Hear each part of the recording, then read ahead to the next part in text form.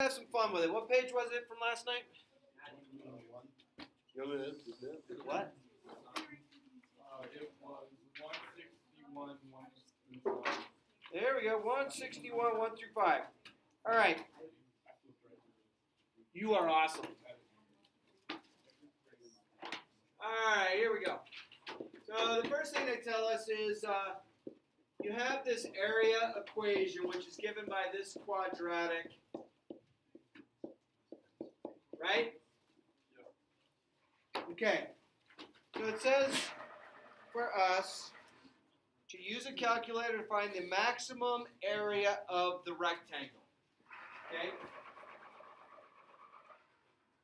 This is a open downward parabola. Agree? Okay? So this is on page 157. All right. So a few things on your calculator. So do me a favor. Obviously, you need to turn it on, turn it on. There's your on button down there. And then we're going to do a few things. Go into y equals. Go into y equals. If you have anything in there, hit clear. Okay? Clear buttons stayed in red. Okay? Does anybody have plot 1, plot 2, or plot 3 that's highlighted in bold? Meaning, does any of your plots look like this? Don't do this. Does any of yours look like that? Anyone have their plot look like that at all? Even on your personal calculator? Okay, good. Turn mine off. All right, so I want to plug my equation in.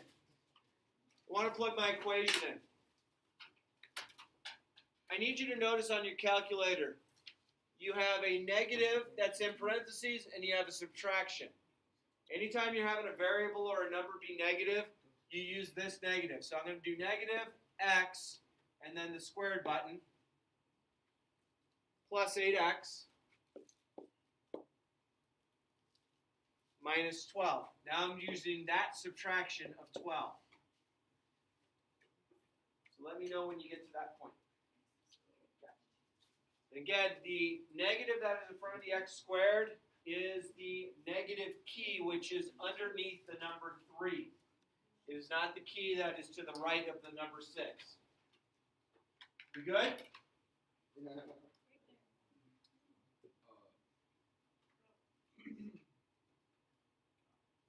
Yes. Ready? So now, I need you to hit graph, and your graph might be goofy. Okay, I don't know what your graph was left at before, but it might look goofy. So what you need to do is if your graph looks goofy, you hit zoom, and you go down to number 6 with the arrows, or you can just hit the number 6, it doesn't matter. And you're going to do zoom, standard, enter. And that's going to change your XY axis to -10 to +10 in the same direction. Yeah. But what if like the first time we did it, like when we put the graph instead of arrow? I used the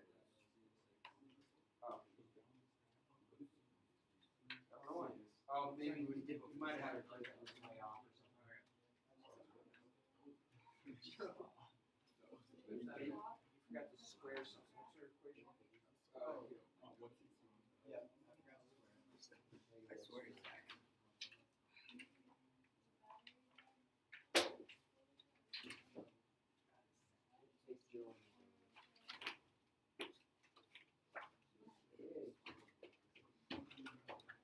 All right, we good to go? Does the next question says use the calculator to find the maximum area of the rectangle. So if I find the vertex, the x component of the vertex is going to tell you what one of the side lengths has to be, and the y component of the vertex will tell me what the maximum area needs to be. Agree? Everyone feel comfortable saying that my maximum value is a vertex on this parabola? It opens down, so it should be a max. So ready? We're going to walk through it. Let me clear this little thing out. I don't need that out of it. All right. Okay. All right. So you're going to go second. Still with me? Trace. Trace is now red. We good?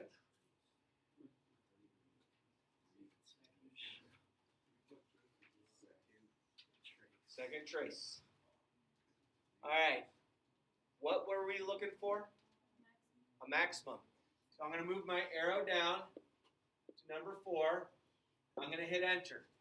Now don't hit anything else at this point. You're just sitting there going, oh, great.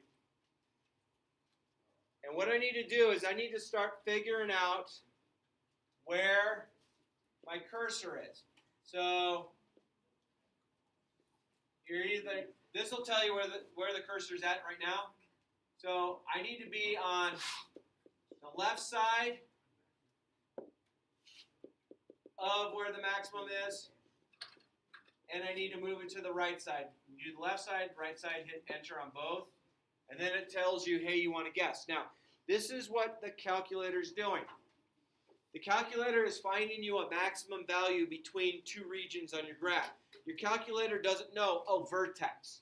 Okay? Meaning, if you were to find between here and here, between these 2 points right here and here, it's going to give you the higher y value point. So what it's going to do is between these here, it's looking for that highest region. That highest region will be our vertex. Once we get to that point, and it's on the guess, you hit enter one more time, and it's going to tell you that mine looks like 3.99994 or 5, and then comma 5. Now, so why does the calculator not yield us 4, comma 4? So some of you might have had 4.00001. Agree? Okay, so Texas Instruments, they are a great calculator building company. But you know what they did with their, y'all know what a pixel is? They made their pixels rectangles. Oh, what?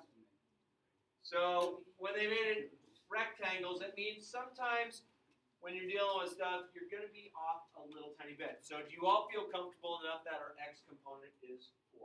Yes. Okay? And then the y component came out just fine. So if I have a side that has a length of 4 on this rectangle, then the y component of my vertex is also 4, and that means that this rectangle has a maximum area of 4. That's the largest area that this will yield us. Okay?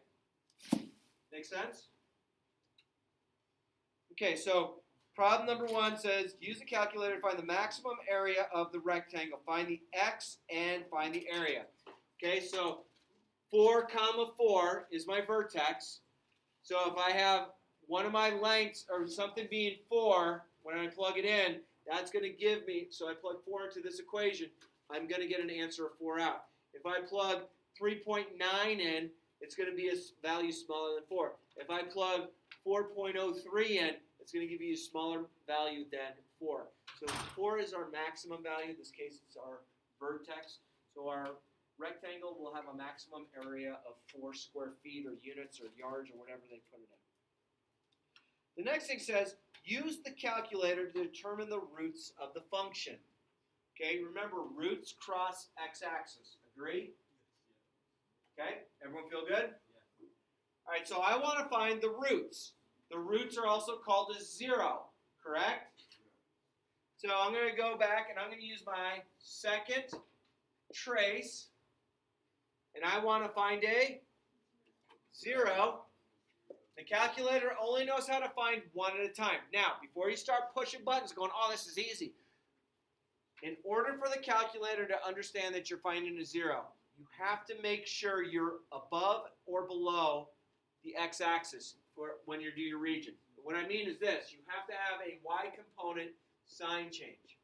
So, is my cursor below the x-axis? Yeah, and I know that, one, because I have a negative y value. So you hit enter, and then I want to move my cursor above the x-axis, and that's now positive, so that tells the calculator, hey, there's a sign change that took place between here. It went from a negative to a positive, or went from a positive to a negative. That means it had to have crossed the x-axis, meaning it has to be a 0. So once you get to that point, you hit enter, it says, hey, do you want to guess? No, you don't want to guess. So at 2, 0, we have a root. 2, comma 0, we have a root. Okay? Now, let's find the other root. Let's find the other root. So we're going to do the same thing. I'm going to go second calculator, second trace. I'm going to find a 0 again. Now I need to move my cursor over here.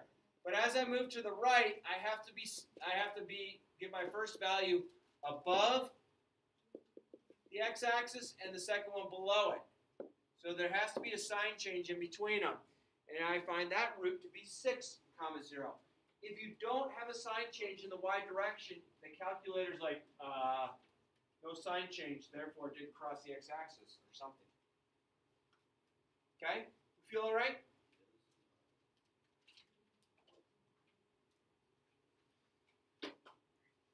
All right, so use the calculator to find the roots. I have roots of 2 comma 0 and 6 comma 0. And let's factor our function by hand. Okay, go back to this. So this is going to be fun.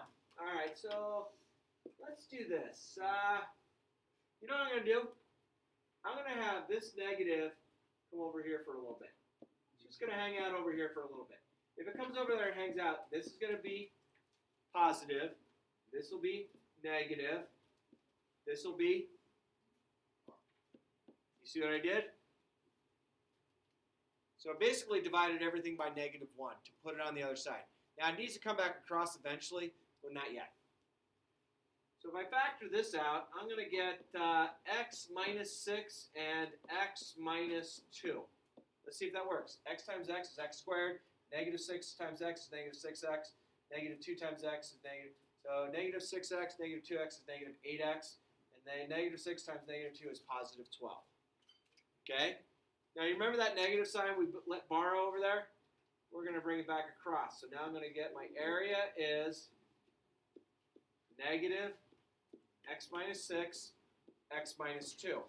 If I solve these two roots, I'm going to get x minus 6 equals 0. So x equals 6.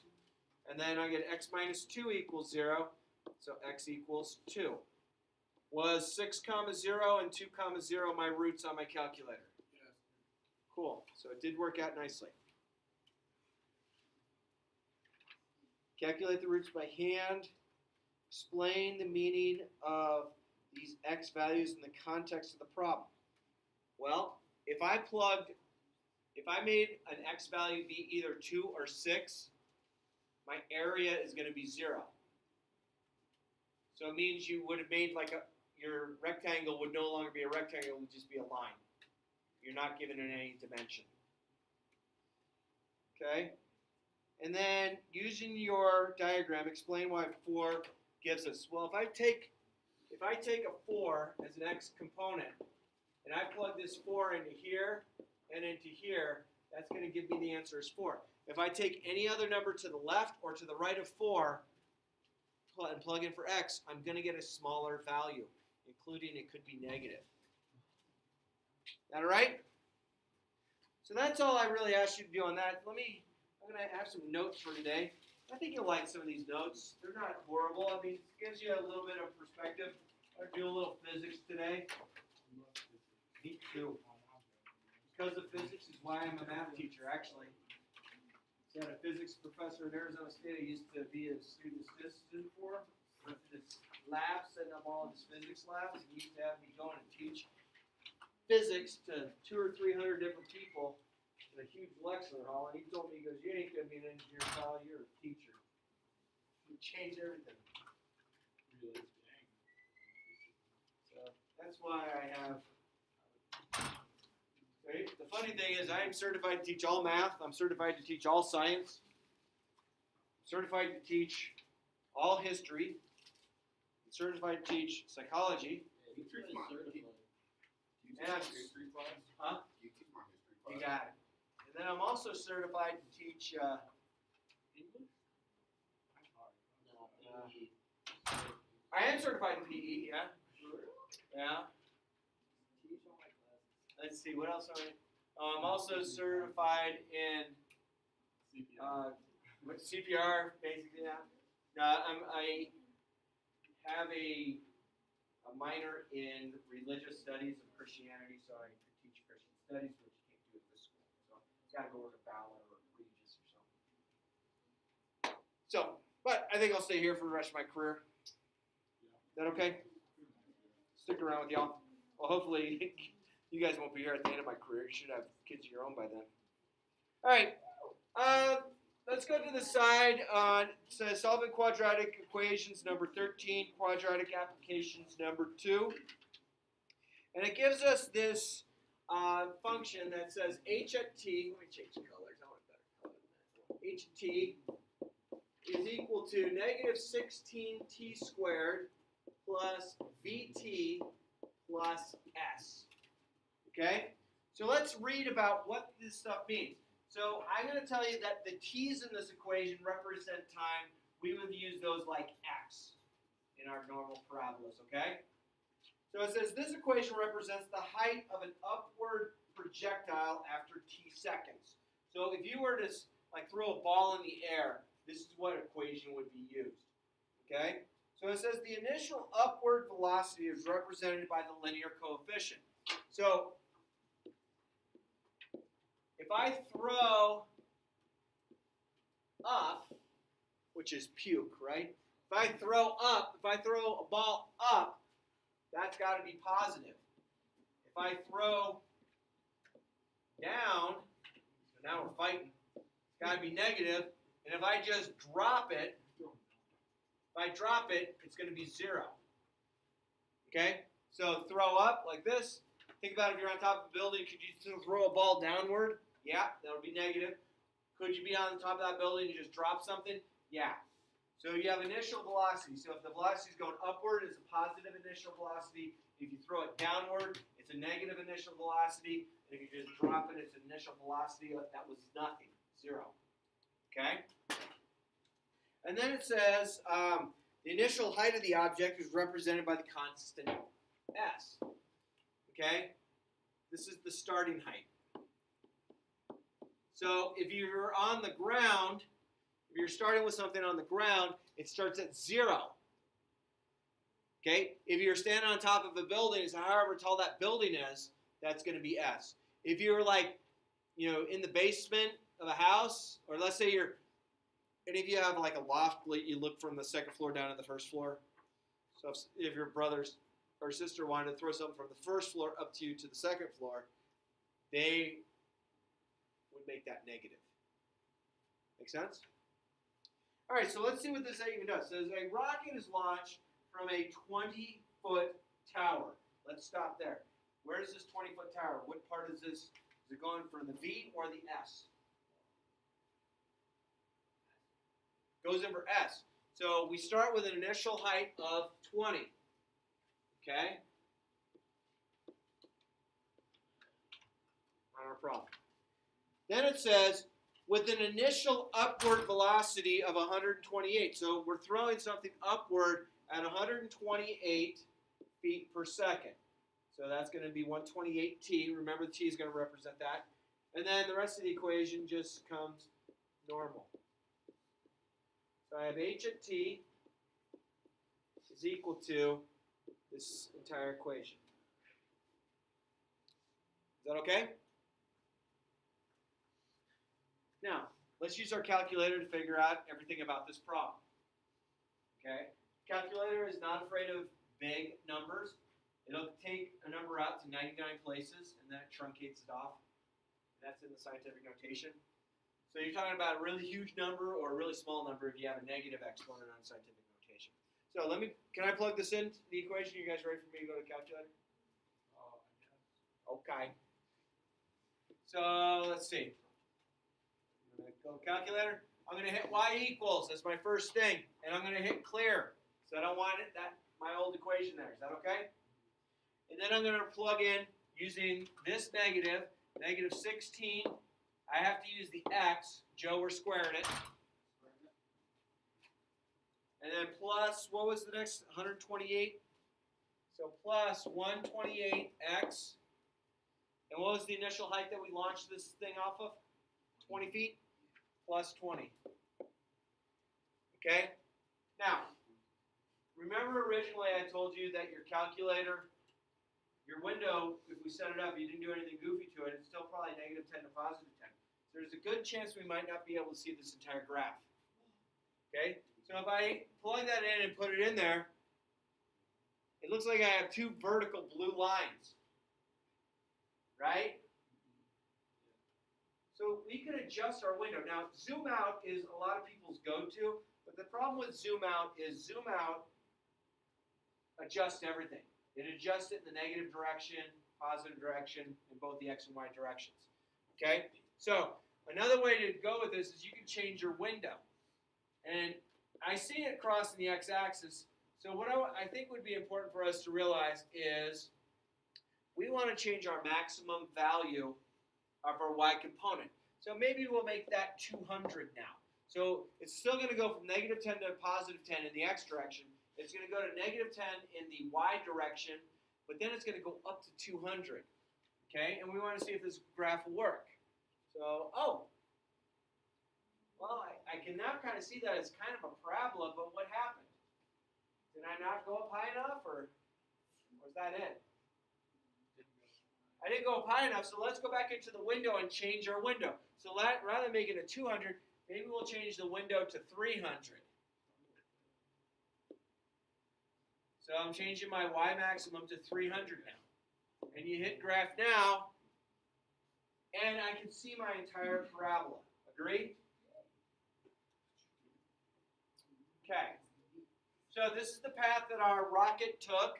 It had an initial velocity of 128 feet per second. It launched upward. It was launched off a 20-foot tower. And so it went up to a certain height.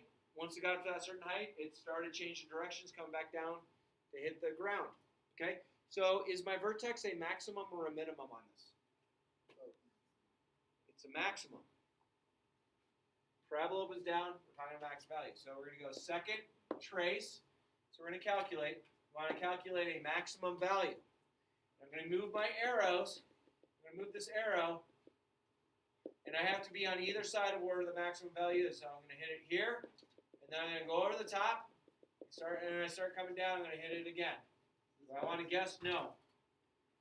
So at 4 seconds after I launched this rocket got to 276 feet above the ground. Okay? So it's not like, NASA, right? They need to launch a little higher than 276 feet. But, hey, this might be one of those little kid, model rockets that goes, and it gets up, comes down, right? That's kind of cool. 4 seconds into flight, our object got to 276 feet. Our object won't get any higher than that as far as this is being modeled. Okay? So, find the maximum height reached by our rocket and the time at which it occurs. 4 seconds after we launch it, it got to 276 feet. That's all we need to say. And then it says, find the height in 3 seconds. So we can find the height a couple of different ways. I can take the 3 and I can go back onto the board and plug it into my original equation. But I kind of like when the calculator will do work for me. Agree? Let's figure out. So we're still going to use the second trace, but we want to figure out how happens at 3 seconds. So think about this. This is 1 second here. Here's 2 seconds. Here's 3 seconds. Here's 4 seconds. Here's 5 seconds. Come down to 6 seconds. So on and so forth. So we're looking for 3 seconds or 2 seconds? 3 seconds. So we're looking for, at 3 seconds, it got somewhere here. Make sense? That's what we're looking for. So I'm going to go second trace again, and I want to calculate a value here. And the value is going to say x equals once you hit value. And we want to plug 3 in. When we plug 3 in and hit enter, it's going to say, hey, at 3 seconds, your rocket is now at 260 feet above the ground.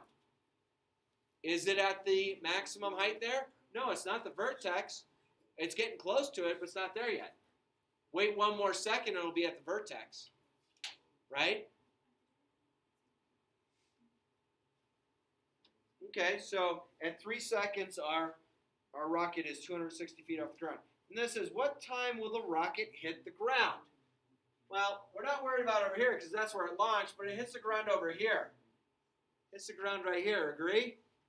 That's called a root, and a root is also called a 0. So let's find this 0 right here. So I'm going to go second, trace. I want to find a 0, number 2.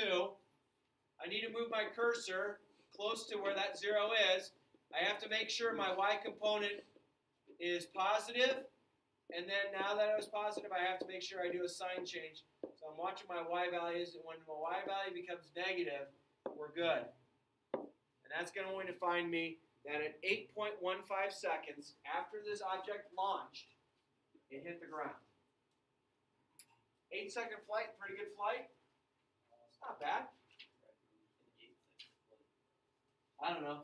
It gives you a little bit of time to think. If you're strapped to that rocket going, uh-oh, we don't have a parachute. Hey! Maybe a little. All right.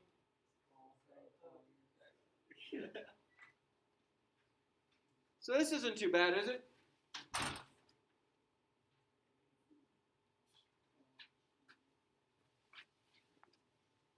All right, I want to flip to the back side of the sheet. I have just enough time. And I'm going to go down and just do the first rectangle problem. Okay? So I'm on the bottom. It says more rectangles. It says that the area of a rectangle is 48 square meters. Okay, so we have a rectangle. Things we know about a rectangle. We have a length, we have a width. We know the area is equal to the length times the width. The length and width don't have to be different measurements. The length can be shorter than the width. Unfortunately, elementary school teachers indoctrinated length is always longer. It starts with an L. Maybe that's just my elementary school. I don't know. No, okay, good. And I turned out just, well, no, it doesn't matter. I was going to say I turned out just fine. All right, it says if the length is 3 times the width. So the length is 3 times the width, and the width is also still going to be W. What are the dimensions? Well, I know the area is 48. I know that the length times the width have to equal 48. What is 3W times W? No. 3W squared. Yeah, I know. If I divide both sides by 3, I find that W is equal to 16. If I take the square root of both sides, it should be plus or minus, but this will just have a positive answer. Why is that? Can't have a negative length. So if my width happens to be 4, and I know that my length is triple that, then my length has to be 12. And these were in meters. Okay, thank you. Okay? So, that's really all I got for you. Give you your assignment, see how we do.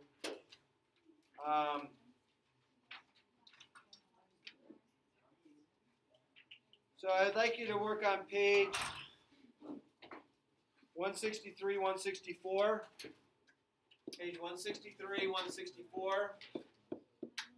I just want you to do 1 and 4. That's all I want you to try. 1 and 4 is all I want you to try. That's it. I do what I can. We'll probably go over all of them.